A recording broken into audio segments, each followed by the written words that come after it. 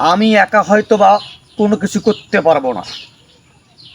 সমাজে যদি কোনো খারাপ কাজ হয়, সেই খারাপ কাজ যদি আপনি বাধা না দেন, যদি আপনি না চান যে সমাজ থেকে এই খারাপ কাজগুলো দূরীভূত না হোক, ভাই আপনি হয়তোবা দেখতেছেন ওইটা আপনার সন্তান না কিংবা আপনার ভাইরা, কে কি করলো তাতে আপনার কোনো যায় আসে না।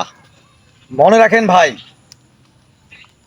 একদিন আপনার ছেলে কিংবা আপনার ভাই কিংবা আপনার ভাতিজা সমাজের ওই খারাপ কাজটাতে লিপ্ত হয়ে তাদের চাইতে বেশি খারাপ কাজ করবে, তখন আপনার বলার কোনো ভাষা থাকবে না।